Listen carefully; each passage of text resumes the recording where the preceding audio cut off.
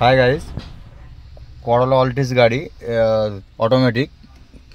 এর সমস্যা হচ্ছে গাড়ি স্টার্ট করে দিয়ে দিলে গাড়ি সামনে যাচ্ছে, কিন্তু আরে দিলে গাড়ি পিছনে যাচ্ছে না, মানে রিভার্সে দিলে গাড়িটা ব্যাকে যাচ্ছে না। এটাই এর সমস্যা। কাস্টমার কালকে দিয়ে গেছে, কাল থেকে আমাদের সময় ছিল না, আরও গাড়ির চাপ ছিল, তো আজকে আমরা ধরেছি। তো এটাকে দেখতে হলে প্রথমে আমাদেরকে স্ক্যান করতে হবে, তো আমরা স্ক্যান করছি। এই যে স্ক্যান আমাদের হচ্ছে, স্ক্যানারে ফল্ট এসেছে, top sheep solenoid G performance stock of ID.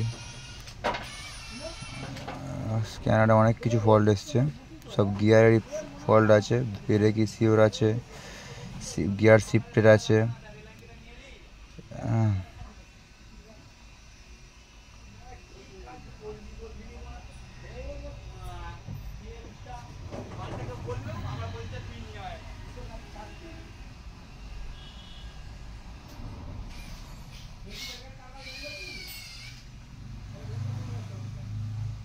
তো আমরা স্ক্যানার অনুযায়ী এক একটা ফল্ট কোড চেক করব।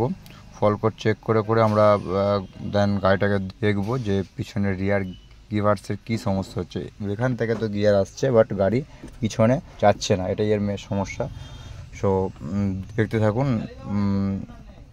আমরা ফল্ট কোড চেক করছি, চেক করে দেন তারপরে কী সমস্যা হয়েছে বা কী প্রবলেম, কেন পিছনে ছুটছে না, সেটা আপনাদেরকে ভিডিওর মাধ্যমে শোনাবো।